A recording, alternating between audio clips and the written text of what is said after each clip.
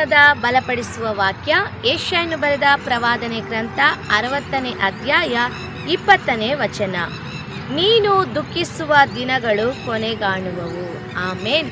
ಪ್ರಿಯ ದೇವರ ಮಕ್ಕಳೇ, ಈ ದಿನ ನಿಮ್ಮನ್ನು ನೋಡಿ ದೇವರು ಹೇಳ್ತಾ ಇದ್ದಾರೆ, ನೀನು ದುಃಖಿಸುವ ದಿನಗಳು ಕೊನೆಗಾಣುವವು ಎಂಬುದಾಗಿ. ನಿಮ್ಮಲ್ಲಿ ಅನೇಕರಿಗೆ ಒಂದು ಯೋಚನೆ ಇತ್ತಲ್ವ, ನನ್ನ ದುಃಖ ಯಾವಾಗಪ್ಪ ಕೊನೆಗೊಳ್ಳುತ್ತೆ, ನನ್ನ ದುಃಖಕ್ಕೆ ಯಾವಾಗೊಂದು ಬಿಡುಗಡೆ ಸಿಕ್ಕುತ್ತೆ, ನನ್ನ ದುಃಖ ಯಾವಾಗ ಸಮಾಪ್ತಿ ಆಗುತ್ತೆ ಅಂತ ಈ ದಿನ ದೇವರು ನಿಮ್ಮ ಜೊತೆ ನೇರವಾಗಿ ಮಾತನಾಡ್ತಾ ಇದ್ದಾರೆ. ನೀವು ದುಃಖಿಸುವ ದಿನಗಳು ಕೊನೆಗಾಣುವವು. ಹಲ್ಲೆಲೂಯಾ. ಆ ದಿನ ಇಷ್ಮಾಯೇಲನು ಅಳುತ್ತಿರುವಾಗ ಹಾಗರಳು ಒಂದು ಕಡೆ ಹೋಗಿ ಕುಳಿತು ಅಳ್ತಾ ಇರ್ತಾಳೆ. ಆಗ ಆಕೆಯ ಅಳುವನ್ನು ನೋಡೋದಕ್ಕಿಂತ ಮುಂಚೆ ದೇವರು ಇಷ್ಮಾಯೇಲನ ಕಣ್ಣೀರನ್ನು ಕಾಣ್ತಾರೆ. ಆ ಮಗುವಿನ ಅಳುವನ್ನು ನೋಡಿ ಕ್ಷಣ ಮಾತ್ರದಲ್ಲಿ ದೇವರು ಹಾಗರಳ ಕಣ್ಣೀರನ್ನು ಒರೆಸಿ ಒಂದು ನೀರಿನ ಒರತೆಯನ್ನು ತೋರಿಸಿದ್ರು. ಆಗ ಅವಳು ಆ ಮಗುವಿಗೆ ನೀರನ್ನು ಹಿಡಿದು ಕುಡಿಸಿ ಆ ಮಗುವನ್ನು ತೃಪ್ತಿಪಡಿಸ್ತಾಳೆ. ಆ ಮಗುವಿನ ಅಳು ಅಂದರೆ ಅವಳ ದುಃಖ, ಅಯ್ಯೋ ನನ್ನ ಮಗು ನನ್ನ ಕಣ್ಣು ಮುಂದೆ ಸಾಯ್ತಾ ಇದೆ ಅಲ್ವಾ ಅನ್ನೋ ಒಂದು ದುಃಖ ಆ ತಾಯಿಗಿತ್ತು. ನೋಡ್ರಿ, ಕ್ಷಣ ಮಾತ್ರದಲ್ಲಿ ದೇವರು ಆ ಮಗುವಿನ ಅಳುವನ್ನು ನೋಡಿ, ಆ ಮಗುವಿನ ಗೋಳಾಟವನ್ನು ನೋಡಿ ಅಲ್ಲಿ ಒಂದು ಅದ್ಭುತ ಮಾಡಿದ್ರು. ಅಲ್ಲಿ ಆ ತಾಯಿಯ ಕಣ್ಣೀರು, ಹಾಗರಳ ಕಣ್ಣೀರು ಒರೆಸಲ್ಪಟ್ಟಿತು. ಅವಳ ದುಃಖಕ್ಕೆ ಒಂದು ಮುಕ್ತಾಯ ಅಲ್ಲಿ ಉಂಟಾಯಿತು. ಹಲ್ಲೆಲೂಯಾ.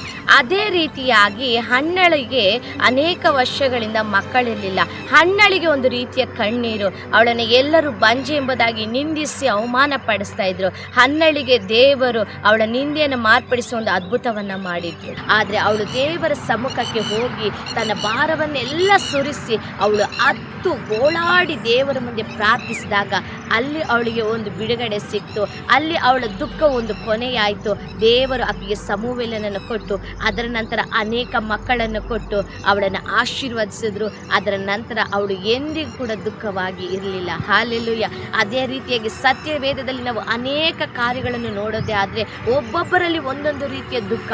ಯೋಸೇಫನ ಜೀವನದಲ್ಲಿ ಒಂದು ದುಃಖ, ಏನಪ್ಪ ಇದು ನನ್ನ ಸಹೋದರರೇ ನನ್ನನ್ನು ಹಳ್ಳಕ್ಕೆ ಹಾಕಿದ್ರು, ಮತ್ತೆ ನನ್ನ ದಾಸತ್ವಕ್ಕೆ ಮಾರಿದ್ರು, ಮತ್ತೆ ಅಲ್ಲಿ ನೋಡಿದ್ರೆ ನಾನೊಬ್ಬ ಕೆಲಸಗಾರನಾಗಿದ್ದೇನೆ, ಅಲ್ಲಿ ನೋಡಿದ್ರೆ ಮತ್ತೆ ನನಗಿಲ್ಲಿ ಪರಿಶುದ್ಧತೆಗೆ ಒಂದು ಶೋಧನೆ, ಹೀಗೆ ಹಂತವಾಗಿ ನನ್ನ ಜೀವನದಲ್ಲಿ ಒಂದು ದುಃಖದ ನಂತರ ಇನ್ನೊಂದು ದುಃಖ ಎಂಬುದಾಗಿ ಅವನು ಒಂದೊಂದು ಹಂತವನ್ನು ದಾಟಿ ಹೋಗುವಾಗ ಅಲ್ಲಿ ಅವನಿಗೆ ಒಂದು ಬಿಡುಗಡೆ ಸಿಕ್ಕುತ್ತೆ. ಅಲ್ಲಿ ಆ ದುಃಖಕ್ಕೆ ಒಂದು ಕೊನೆ ಉಂಟಾಗುತ್ತೆ. ಆ ದೇಶದಲ್ಲಿ ಅವನನ್ನೊಂದು ಪ್ರಧಾನ ಮಂತ್ರಿಯಾಗಿ ದೇವರು ಮಾಡಿ ಅವನ ಎಲ್ಲ ದುಃಖದ ದಿನಗಳು ಕೊನೆಗೊಳ್ಳುವಂತೆ ದೇವರು ಮಾಡಿದ್ರು. ಹಲ್ಲೆಲೂಯಾ.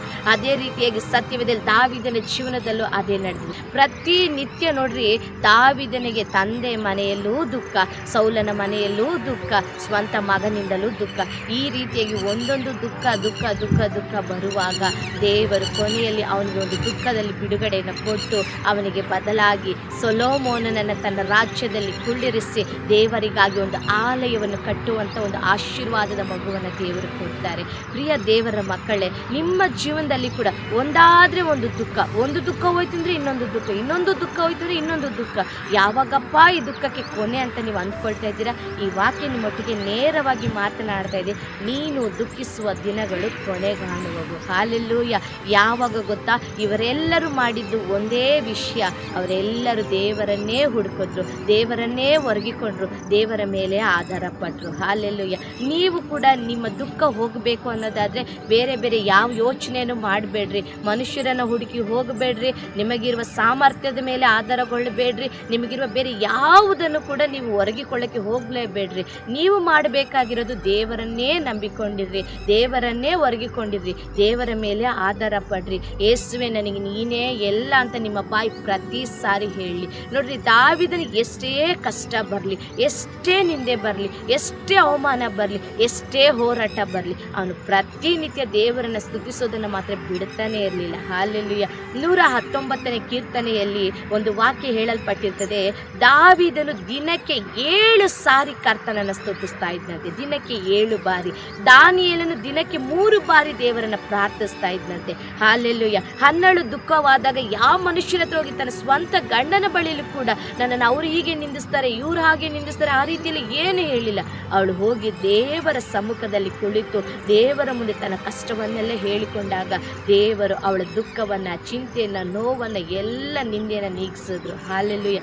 ಪ್ರಿಯ ದೇವರ ಮಕ್ಕಳೇ, ನೀವು ಕೊರಗಿದ್ದು ಸಾಕು, ನೀವು ದುಃಖ ಪಡ್ತಾ ಇರೋದು ಸಾಕು. ಇನ್ನು ದುಃಖದ ಮೇಲೆ ದುಃಖ ಪಟ್ಟು ನಿಮ್ಮ ಶರೀರ ಕುಗ್ಗಿ ಹೋಗ್ತಾ ಇದೆ, ನಿಮ್ಮ ಆರೋಗ್ಯ ಹದಗೆಡ್ತಾ ಇದೆ. ಅದನ್ನು ದಯವಿಟ್ಟು ನಿಲ್ಲಿಸ್ರಿ. ನಿಮಗೊಂದು ಬಿಡುಗಡೆ ಕೊಡುವ ದೇವರಿದ್ದಾರೆ. ಯೇಸುವಿನ ಬಳಿಗೆ ಬನ್ನಿರಿ, ಯೇಸುವಿನ ಬಳಿ ಪ್ರಾರ್ಥನೆ ಮಾಡ್ರಿ, ವಾಗ್ದಾನಗಳನ್ನು ಎತ್ತಿ ಪ್ರಾರ್ಥನೆ ಮಾಡ್ರಿ. ದೇವರೇ, ನೀವು ವಾಗ್ದಾನ ಮಾಡಿದ್ದೀರಲ್ಲ, ನೀನು ದುಃಖಿಸುವ ದಿನಗಳು ಕೊನೆಗಾಣುವವು ಎಂಬುದಾಗಿ, ಯಾಕೆ ನನ್ನಲ್ಲಿ ಇನ್ನೂ ಈ ದುಃಖ ಹೋಗ್ತಾ ಇಲ್ಲ ಎಂಬುದಾಗಿ ದೇವರನ್ನ ಪ್ರಾರ್ಥಿಸ್ರಿ. ನಿಮ್ಮಲ್ಲಿ ಏನೋ ಕೊರತೆ ಇರ್ಬೋದು, ನಿಮ್ಮನ್ನು ಸರಿ ಮಾಡಿಕೊಳ್ಳ್ರಿ. ನಮ್ಮನ್ನು ಸರಿ ಮಾಡಿಕೊಳ್ಳುವಾಗ ದೇವರು ನಮ್ಮ ಜೀವನದಲ್ಲಿ ಅದ್ಭುತ ಮಾಡಲಿಕ್ಕೆ ಸಾಧ್ಯ. ನಾವು ಸರಿಯಾಗಿದ್ದರೆ ಮಾತ್ರನೇ ದೇವರು ಕೊಡುವ ಆಶೀರ್ವಾದಗಳನ್ನು ಹೊಂದಿಕೊಳ್ಳೋದಕ್ಕೆ ಸಾಧ್ಯ. ನಾವು ದೇವರ ಮುಂದೆ ಹೇಗಿರಬೇಕು ಗೊತ್ತಾ? ನಿಷ್ಕಳಂಕವಾಗಿ, ದೋಷರಹಿತವಾಗಿ, ಪರಿಶುದ್ಧರಾಗಿ ಇರಬೇಕು. ಹಾಲೆಲ್ಲೂಯ್ಯ. ಈ ದಿನ ನಾವು ದೋಷರಹಿತರಾಗಿದ್ದೇವಾ? ಇನ್ನು ಯಾರ ಮೇಲಾದರೂ ಕೋಪ ಇದೆಯಾ? ಯಾರನ್ನಾದ್ರೂ ಕ್ಷಮಿಸೋಕ್ಕಾಗ್ತಾ ಇಲ್ವಾ? ಏನನ್ನಾದ್ರೂ ಬಿಟ್ಕೊಡೋಕ್ಕೆ ಆಗ್ತಾ ಇಲ್ವಾ? ಆ ರೀತಿ ಕಾರ್ಯಗಳಿಗೆ ದಯವಿಟ್ಟು ಬದಲಾಯಿಸ್ರಿ. ಈಗಲೇ ನೀವು ಪ್ರಾರ್ಥನೆ ಮಾಡಿರಿ, ಏಸಪ್ಪ ನನ್ನಲ್ಲಿರುವಂಥ ಕ್ಷಮಿಸೋಕ್ಕೆ ಆಗದಿರೋ ಗುಣನ ತೆಗೆದು ಹಾಕ್ಬಿಡ್ರಿ. ಏಸಪ್ಪ ನನ್ನ ಹತ್ರ ಇರುವಂಥ ಕೋಪವನ್ನು ತೆಗೆದು ಹಾಕ್ಬಿಡ್ರಿ. ಏಸಪ್ಪ ನನ್ನ ಹತ್ರ ಇರೋ ಈ ರೀತಿಯೊಂದು ಪಾಪವನ್ನು ತೆಗೆದು ಹಾಕ್ಬಿಡ್ರಿ. ನಿಮ್ಮ ಹತ್ರ ಒಂದು ತಪ್ಪು ಇರೋದೇ ಆದರೆ, ಒಂದು ಪಾಪ ಇರೋದೇ ಆದರೆ ಅವರು ಹೇಗೆ ಅದ್ಭುತ ಮಾಡೋದಕ್ಕೆ ಸಾಧ್ಯ? ಆತನ ಎಲ್ಲರಿಗೂ ಅದ್ಭುತ ಮಾಡೋದಕ್ಕೆ ಸಾಧ್ಯ. ಯಾವಾಗ ಗೊತ್ತಾ? ನೀವು ಮಾನಸಾಂತರ ಹೊಂದಿದಾಗ, ನೀವು ನಿಮ್ಮ ತಪ್ಪನ್ನು ಒಪ್ಪಿಕೊಂಡಾಗ. ನೋಡ್ರಿ, ಕಿರಿಯ ಮಗನ ಬಗ್ಗೆ ನಮ್ಮೆಲ್ಲರಿಗೂ ಗೊತ್ತು. ಆ ಕಿರಿಯ ಮಗನು ತಂದೆಯ ಹತ್ರ ತನಗೆ ಬರಬೇಕಾದ ಆಸ್ತಿಯಲ್ಲಿ ಎಲ್ಲವನ್ನ, ತನ್ನ ಭಾಗವನ್ನು ತೆಗೆದುಕೊಂಡು ಹೋಗಿ ಅದನ್ನು ಕೆಟ್ಟದಾಗಿ ಉಪಯೋಗಿಸಿ ಎಲ್ಲವನ್ನ ಕಳೆದುಕೊಂಡು ಅವನು ಮತ್ತೆ ಹೇಗೆ ಬರ್ತಾನೆ ಅಂದರೆ, ಮನ ತಿರುಗಿ ಬರ್ತಾನೆ. ಹಿಂತಿರುಗಿ ಬರೋದು ಮಾತ್ರ ಅಲ್ಲ, ಹಿಂತಿರುಗಿ ಬರುವಾಗ ಮನ ತಿರುಗಿ ಬರ್ತಾನೆ. ಆಗ ಅವನನ್ನು ತಂದೆ ಓಡಿ ಬಂದು ಅಪ್ಪಿಕೊಂಡು ಅವನಿಗೆ ಚಿನ್ನದ ಉಂಗುರವನ್ನು ತೊಡಿಸಿ ಅವನಿಗಾಗಿ ಔತಣವನ್ನು ಸಿದ್ಧಪಡಿಸಿ ಅವನ ಕುರಿತು ಸಂತೋಷ ಪಡ್ತಾರೆ. ಅವನಿಗಾಗಿ ಏನೇನೆಲ್ಲ ಮಾಡೋಕ್ಕೆ ಸಾಧ್ಯನೋ ಎಲ್ಲವನ್ನ ಮಾಡ್ತಾರೆ. ಅವನಿಗೆ ಅಂದಿನಿಂದ ಆ ದುಃಖನೇ ಇರೋದಿಲ್ಲ. ಅವನಿಗೆ ಎಂಥ ದುಃಖ ಅನುಭವಿಸ್ತಾ ಗೊತ್ತಾ? ಊಟ ಇಲ್ಲದಿರುವಂಥ ಒಂದು ದುಃಖವನ್ನು ಅನುಭವಿಸ್ತಾ. ಅವನಿಗೆ ಒಳ್ಳೆ ಆಹಾರ ಕೂಡ ಇಲ್ಲ. ಕೊನೆಗೆ ಅವನೊಂದು ತೀರ್ಮಾನ ಮಾಡಿದ್ದ, ಆಹಾರ ಇಲ್ಲದೇ ಇರುವಾಗ ಹಂದಿಗಳ ಊಟವನ್ನಾದರೂ ತಿನ್ನೋಣ ಎಂಬುದಾಗಿ. ಆ ರೀತಿಯಾಗಿ ಅವನ ದುಃಖ ಯಾವಾಗ ಪರಿಹಾರ ಆಯಿತು ಅಂದರೆ, ಅವನು ತನ್ನ ತಪ್ಪನ್ನು ತಿದ್ದುಕೊಂಡು, ಹೌದು ನಾನು ನನ್ನ ತಂದೆ ಮನೆಯಿಂದ ಬಂದದ್ದು ತಪ್ಪು, ನಾನು ಮಾಡಿದ್ದು ತಪ್ಪು ಅಂತ ಅವನಿಗೆ ಯಾವಾಗ ತಿಳಿದುಕೊಂಡು ಮನ ತಿರುಗಿ ಹಿಂತಿರುಗಿ ಮತ್ತೆ ಅಪ್ಪನ ಸಮ್ಮುಖಕ್ಕೆ, ಅಪ್ಪನ ಬಳಿಗೆ ಓಡಿ ಬನ್ನೋ, ಆವಾಗ ಅವನ ದುಃಖ ಪರಿಹಾರ ಆಯಿತು. ಪ್ರಿಯ ದೇವರ ಮಕ್ಕಳೇ, ಈ ದಿನ ಕೂಡ ನೀವು ಏನೋ ಮಾಡಿ ಅಪ್ಪನ ಸಮ್ಮುಖದಿಂದ ದೂರ ಹೋಗಿದ್ದೀರಾ. ಪ್ರಾರ್ಥನೆ ಮಾಡಿ ನೀವು ಎಷ್ಟು ದಿನ ಆಯಿತು? ಬೈಬಲ್ ಮುಟ್ಟಿ ಎಷ್ಟು ದಿನ ಆಯಿತು? ಆಲಯಕ್ಕೆ ಹೋಗಿ ಎಷ್ಟು ದಿನ ಆಯಿತು?